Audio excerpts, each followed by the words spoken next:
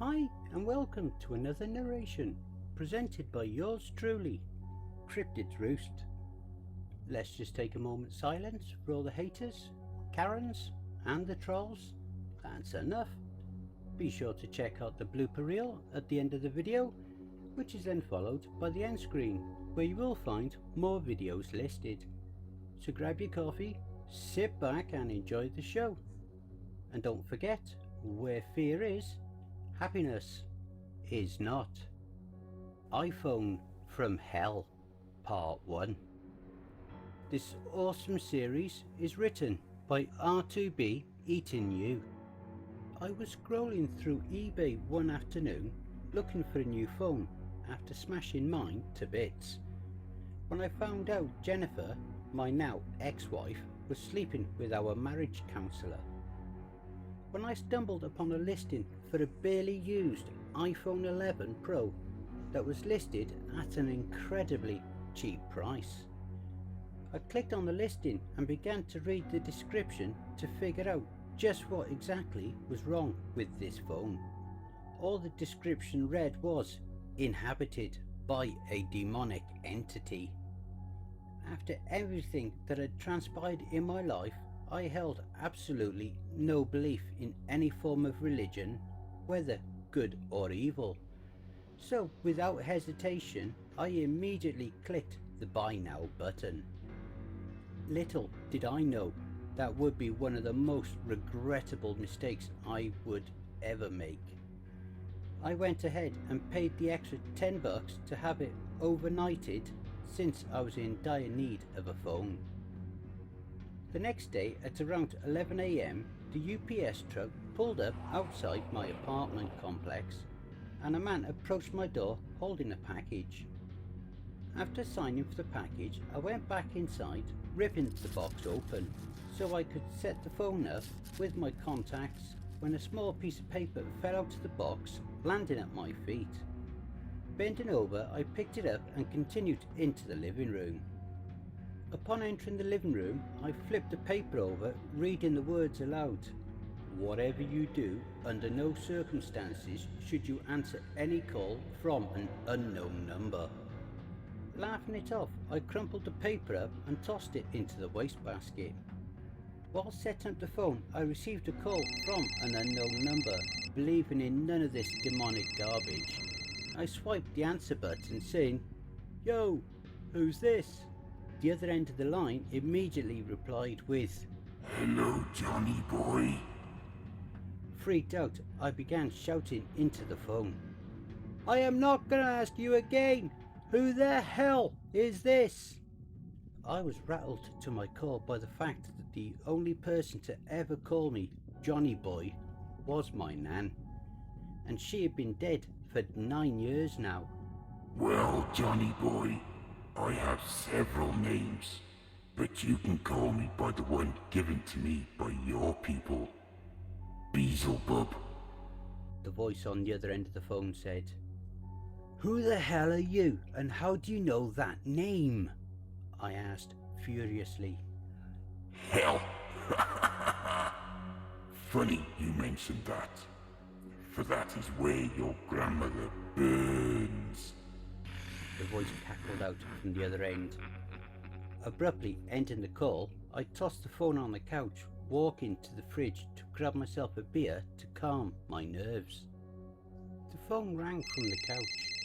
Still spooked from the last call, I decided to just let the phone ring until the call was forwarded to voicemail. Once the phone stopped ringing, I put it on silent and sat down on the couch drinking another beer. The thought of what the person on the other end of the phone said had not left my mind. As I sat there on the couch pondering over what I had just heard, I opened up my laptop and did a quick search of the internet for anything related to the demon Beelzebub. After roughly 45 minutes of clicking on wiki links to different articles related to the Abrahamic religion, I finally found one that mentioned the demon Beelzebub by name, classifying him as a major demon in the Abrahamic religion. I began clicking out to the site as the phone screen lit up. Glancing over, I saw that it was the unknown number calling again. "Hello, Beelzebub, Lord of the Flies, demon of the Abrahamic religion," I said triumphantly, as if I had just won a war. I see that after our initial conversation, you did some research on me. I hope you found what you were looking for, Johnny boy. Beelzebub said from the other end of the phone. "Well, I don't believe in any of this angel and demon shit, so you can drop the act and tell me what you really want," I said in frustration. Well, Johnny, you obviously didn't read too much about me. Let me explain a couple of things to you.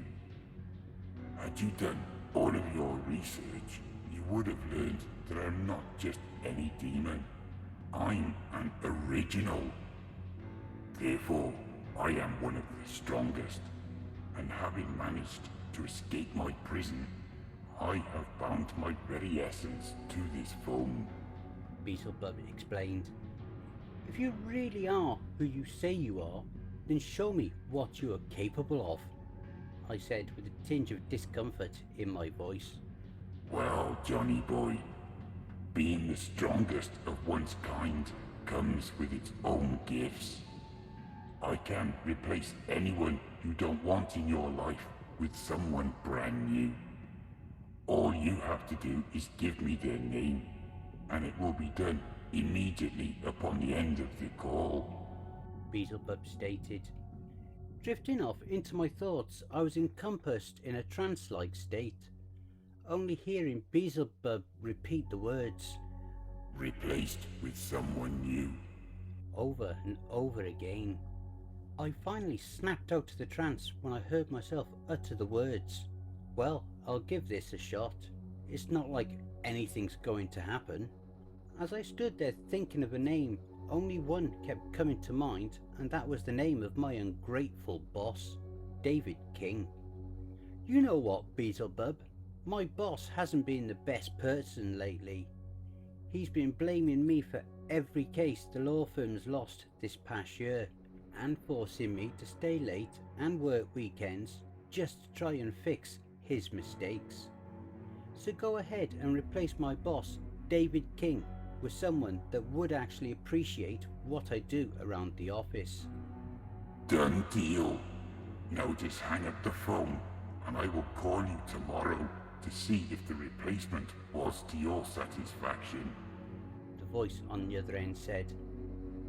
Not believing anything was actually going to happen, I hung up and went to my room, readying myself for yet another hellish 9 to 5 day tomorrow. I arrived at work the following morning only to realise there was quite a commotion amongst my co-workers.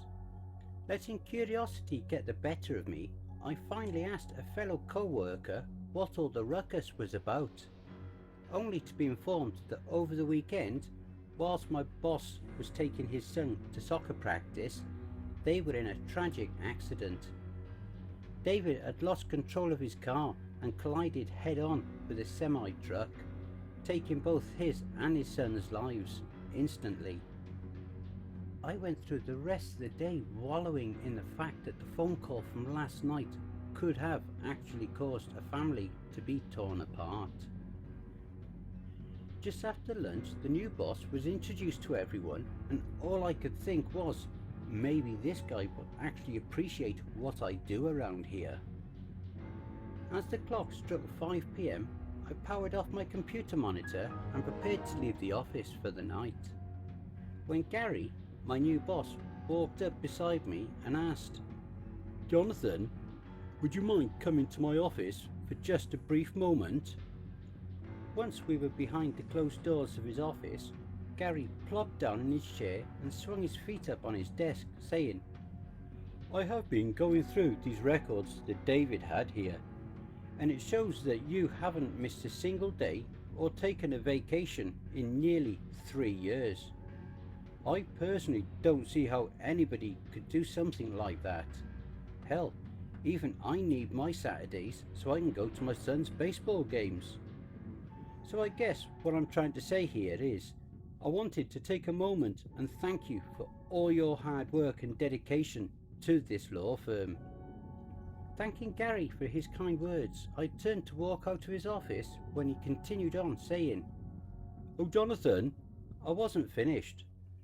As of right now, I am giving you a 2 weeks paid vacation, and when you return, you will be getting promoted to lead defense attorney at this branch of the White Horse law firm. So I hope you are ready." "Thank you, thank you, thank you," I stammered on before gaining my composure and saying, "I am ready for this opportunity, sir. I will not fail you. I will show you that I am the right person to replace Mr. King." I left the office overjoyed and headed for my crappy little rundown 2-bedroom apartment on the south side of the Bronx. Once arriving at home, I felt my pocket begin to vibrate as I struggled to get my key into the lock. "Hold on a sec," I said without a second thought. After entering the apartment and shutting the door, I said into the phone, "Hello, John here." The voice on the other end responded immediately with, Hello, Johnny boy. Were you satisfied with the replacement that I had arranged for you? I felt a shiver run down my spine as I uttered the words. "You took the life of an innocent child. What the hell is wrong with you?" For every action, there is an equal and an opposite reaction. Everything has its own consequences, my dear boy, Beelzebub stated. "Well, if that happens to be the case, then I agreed to the terms of our arrangement and would say that yes, I was very satisfied with the aforementioned replacement." Saying those words left a bitter taste in my mouth. Well, John, if there is ever anyone else you want me to replace, all you have to do is say so, and it will be done. Just answer the phone when I... Cutting off Beelzebub mid-sentence, I said, "Well, matter of factly, I was wondering if you could replace my ex-wife." Beelzebub responded by saying, John, it doesn't work like that. The person has to be a part of your life, and she is no longer a part of your life. Responding almost instantaneously, I said, "If that's the case, replace my landlord. He's more of a slumlord. I told him about the leaky pipes in my bathroom over 6 months ago, and he still hasn't done anything about it. His name's Joseph Sorivon." Hanging up the phone, I walked over to the fridge and grabbed myself a beer as I heard a knock at the door. Placing the beer on the counter, I walked over to the door, opening it, only to see my little sister standing outside on my patio. I ushered for her to come in out of the rain, when I realised she was covered in bruises. "What in the hell happened to you, Alley Cat?" I questioned as I handed her a towel to dry off. "You know, John, when Derek gets drunk he gets angry, and there is nothing I can do to stop him. So I left and came here figuring that for once in my life my older brother would be able to help me out," Alison said as she sobbed into the towel.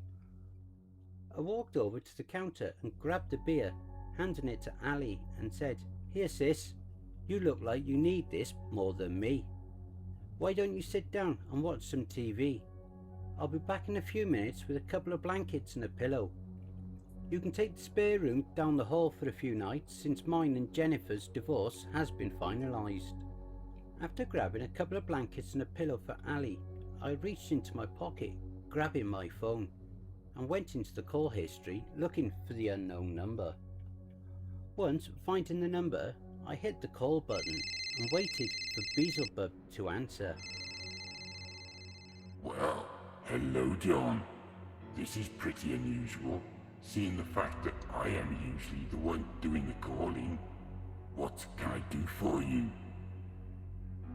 "Well, I was actually wondering if you could replace my sister's husband with someone that won't abuse her anymore," I pleaded with Beelzebub. Actually, John, I can only replace one person at a time. However, I am willing to make a deal with you. call it a 2-for-1 special. I will replace one and eliminate the other. The decision is completely up to you. Beelzebub said gleefully. I agree with your terms, Beelzebub.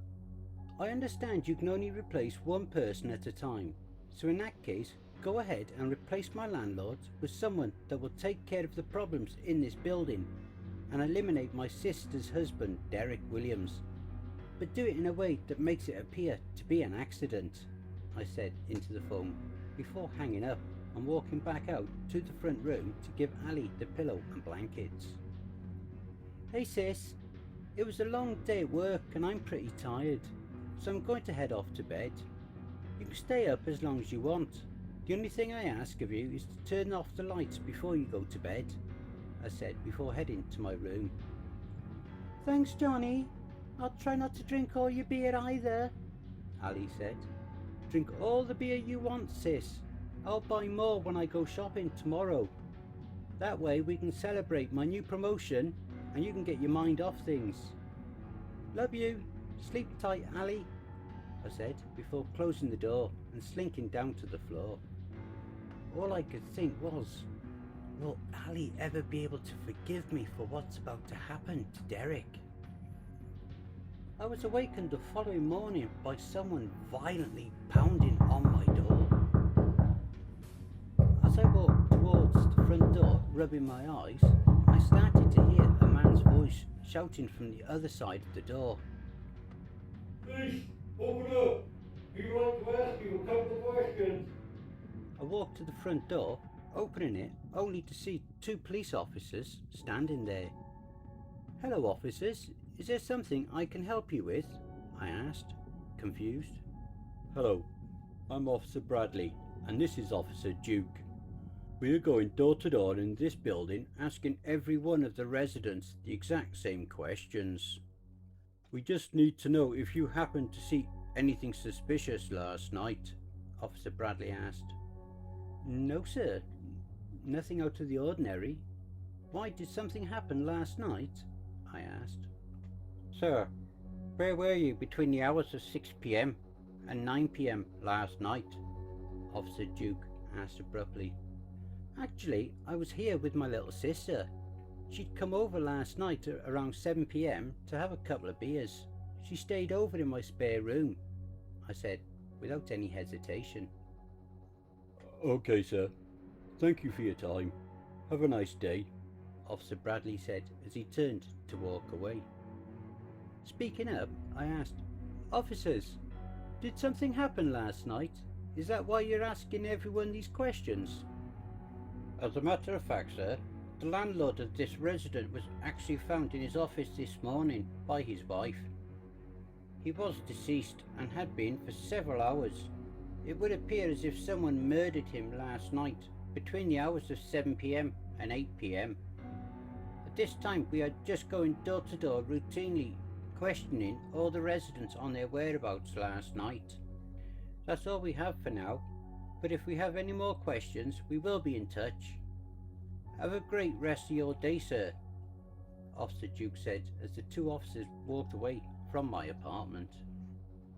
Closing the door and wiping my forehead, I muttered out the words, "Oh, that was a little too close for comfort." Remembering Ali had spent the night, I walked to the spare room, knocking on the door before entering, to see that Ali wasn't in the room. Walking back out to the front room, I saw a note on the counter that read, "Hey bro, went home to grab a few things. I'll be back later, and if it's okay with you, I'm going to hang around for a little while." I walked to the fridge, grabbing the only beer that Ali had left. Cracking it open and taking a swig, I said, "I hope Ali didn't find Derek in too bad a shape."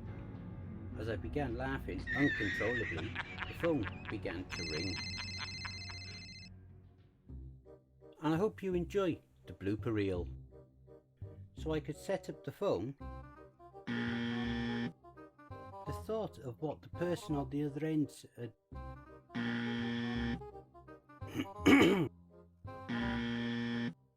After roughly 45 minutes I see that our initial conversation. Had you done all of your research, you heard.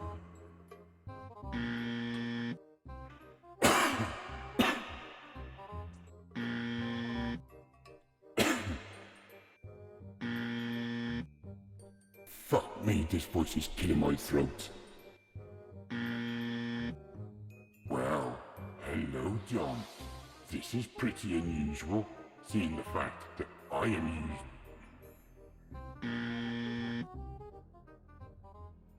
Hey family, please be so kind as to throw punch the like button and smack the ass of the subscription button as well. And remember to chokehold that notification bell and then select all. That way you'll receive all notifications each time I upload a new video. And by subscribing you'll be the first to see all of our new spooky creepypasta stories. A very big thank you to R2B Eating You for allowing me to narrate this awesome series.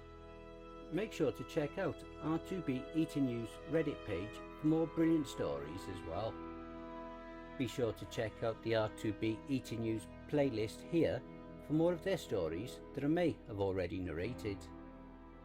I would just like to say a very big thank you to all of the authors that I have worked with and all the ones that I will work with in the future. So thank you all, my brothers and sisters, and why not hashtag cryptidsroost in your comments. A quick thank you to all of my Cryptids Roost community family too.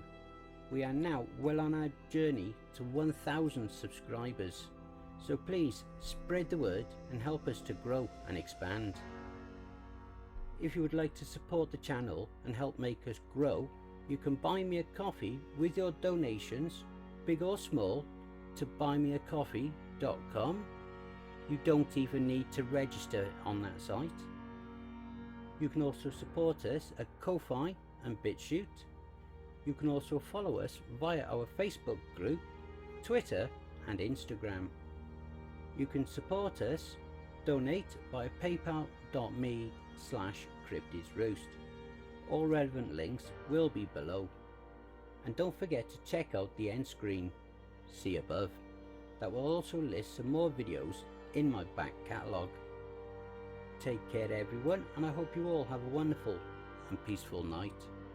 And don't forget, where fear is, happiness Is not.